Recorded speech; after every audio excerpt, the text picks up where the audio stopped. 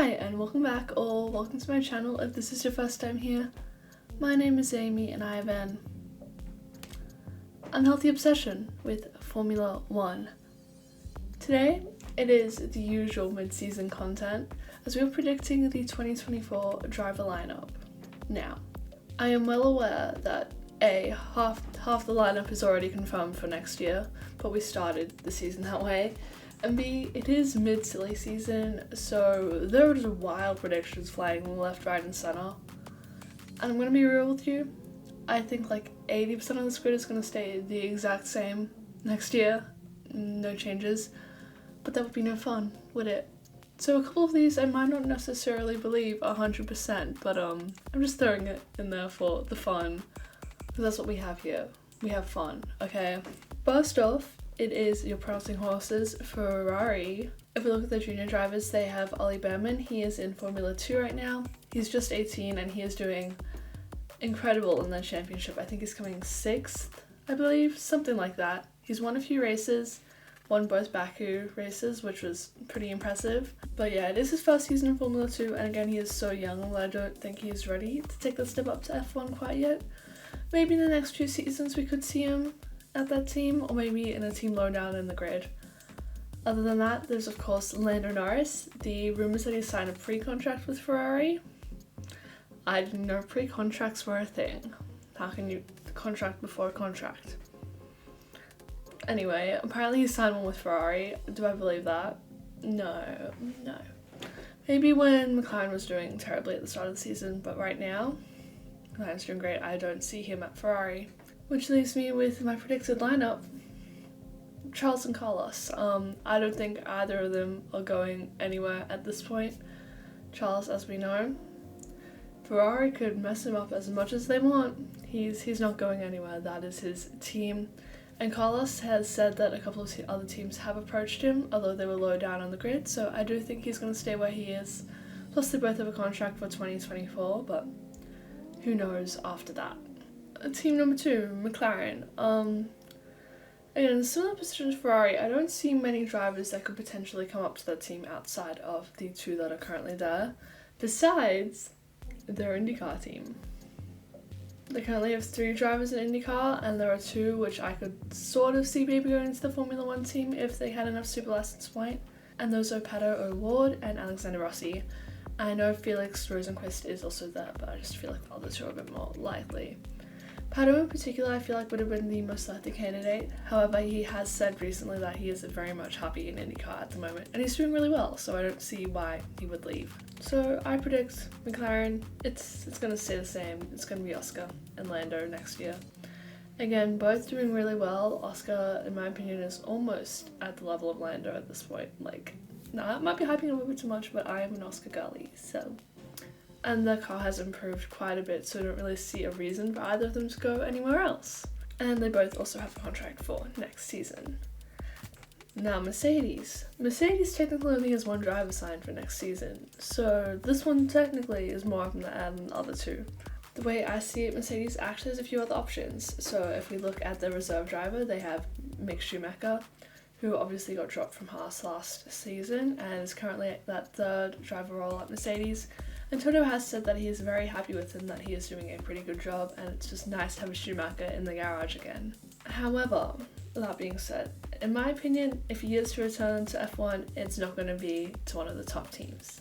So, another driver that could potentially go to Mercedes is Frederik Vesti. He is the junior driver currently in F2, and he is coming 2nd in that championship currently. Again, it is an extremely tight championship. Last weekend he was winning it, now he's back to 2nd. So realistically, anything could happen there, and I think if he wins it, he does have a shot at getting an F1 seat. Do I think it's the Mercedes seat? No. So, my predicted lineup, it's staying the same. George, he's doing pretty well. He has a contract signed for next year. Lewis, no contract, and that's what I'm talking about. Is Lewis Hamilton going to sign with Mercedes again? Is he going to go somewhere else? Of course, he's going to sign with Mercedes again. I think there's a general vibe coming from both Toto and Lewis that he wants to stay with that team, and I do think that he wants to get the 8th title. I think he's very much going to try for that. And if he doesn't, I do think he's just going to retire at Mercedes and leave his legacy at that. He is not the type of driver to go to a back market team these days. I think he has plenty to pursue outside of the sport as well, so. But yes, for the next few years, I think he will be at Mercedes to attempt to get the 8th world title. Next up, we have Alpine. And again, they do have a few options. First of all, Daniel Ricciardo.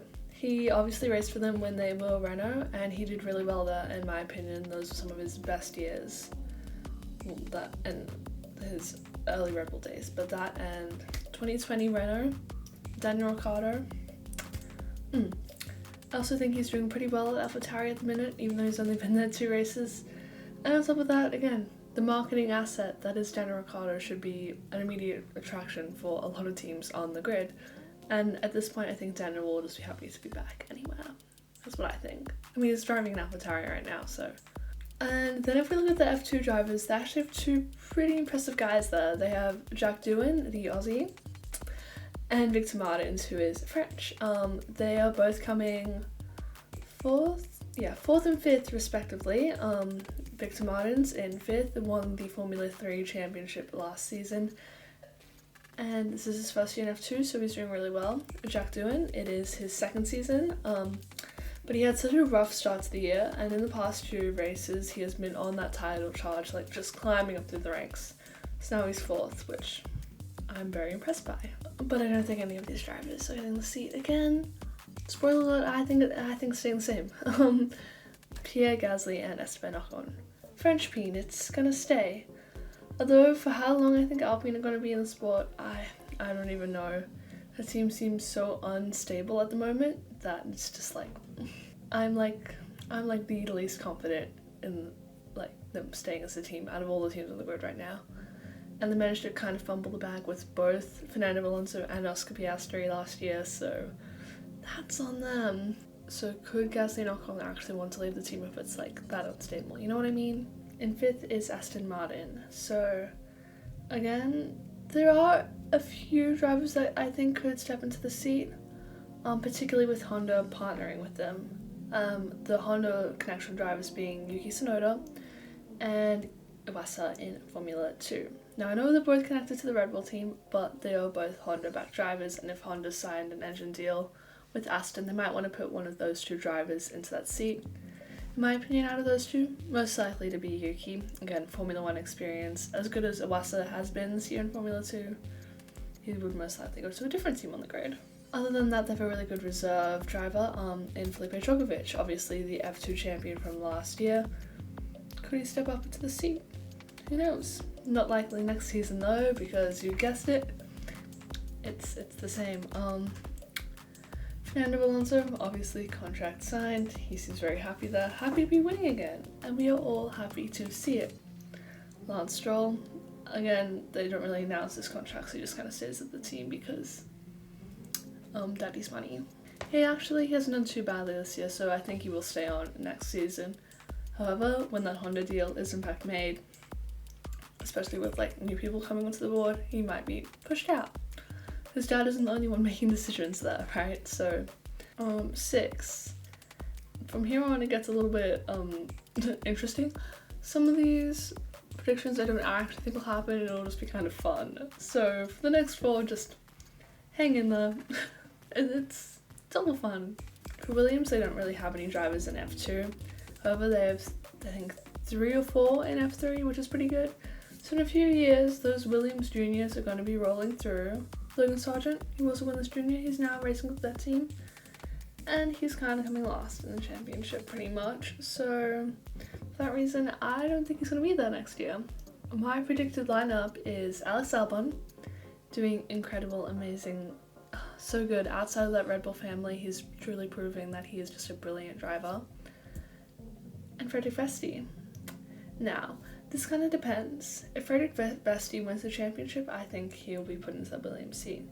It also depends how tight that relationship between Mercedes and Williams still is, because obviously Williams has been taken over by a new investment firm, so they don't really need the Mercedes support, but at the same time, if they had that tight connection with George, they might still pick up another Mercedes Junior.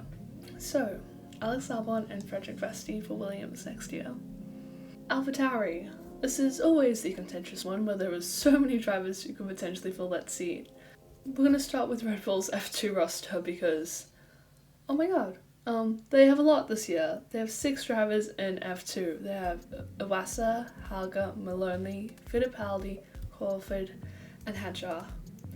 And again, most likely I think it is going to be Iwasa if it is any of them. He is currently 3rd in the championship and doing really well, but again, he might also go to Aston Martin soon with that Honda deal. And it also depends if AlphaTauri is renamed, rebranded, sold. I don't know what's going to happen with them next year either. Maybe in a few years also Zane Maloney. He is doing pretty well and he is a rookie in the championship.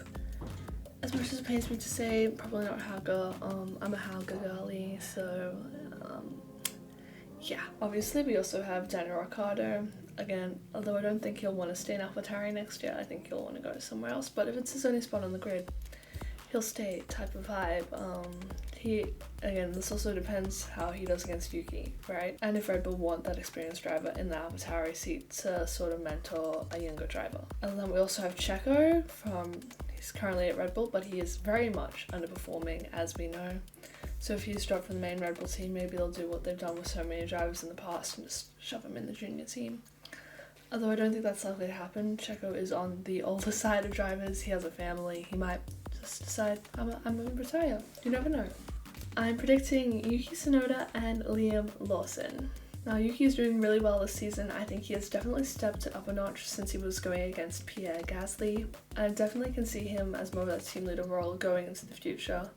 And obviously it'll be his 4th year in the sport, so he'll have plenty of experience. And Liam Lawson, he is somebody who I've wanted to get an F1 seat for so long, so unfortunately, hoping and praying. I have so much time for this man. A New Zealander who's currently competing in the Super Formula Championship and challenging for the title in his rookie season. So, he's decent. Yeah, I sort of was like, it's either going to be him or Daniel Ricciardo to replace Nick de Vries, and it ended up being Daniel Ricciardo.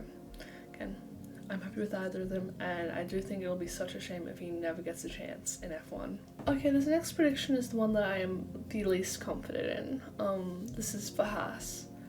The way I see it, they have a few options. They can keep their current lineup, which is kind of mid, if we're being real, or they could replace one of their drivers. I don't think they'll replace both of them because I don't think they can really go down that route again. They don't need any more rookies is what I'm saying. They need to replace one of the experienced drivers with another experienced driver. I think they're going to be dropping K-Mag. And this is my most wild prediction. Dropping K-Mag, he has been underperforming, especially compared to Nico Hülkenberg. Even though he knows that car, he has more experience in that car. I think they're going to be keeping Nico Hülkenberg. Again, that's just because he has impressed me so much this season. I didn't expect them to come in and beat K-Mag, if I'm being real. I knew they were on the same level, sort of, in my eyes. But yeah, I was like, K-Mag has the experience. He should have the upper hand on Nico, but no, I think they'll keep him. This is my wild card. Sergio Perez to Haas. They might want an experienced driver as opposed to the rookies of past. We saw how awful that went with Schumacher and Mazepin. And you'll see with my other predictions, he might just be out of a seat next year. It depends if he wants to retire or go to a lower down team. So, wild from me. Our second last team we're going to be talking about is Alfa Romeo. They do have one junior in F2 who is doing really well, and that is Teo Porcher. He's currently leading the championship just ahead of Frederick Vesti. It's going to be so tight between those two and Iwasa, and potentially Doohan. I will not discount Doohan. Even though it's halfway through the season, it is still so close, and they keep just swapping first and second, those two. So I think if Teo Porcher wins the championship, he's going to get the Alfa Romeo seat alongside Valtteri Bottas. Valtteri has a contract, the show doesn't, and I know contracts don't really mean much in the sport, but still. Bottas is also that more experienced driver. However, there's also a chance that people might want Zhou to stay on the grid for the Chinese Grand Prix next year. Again, other forces at play, but I do think it's going to be Bottas and Teo Porcher. And Red Bull. The way I see it, obviously Max is staying. That's a given. Why would he go anywhere else? He has the best car on the grid.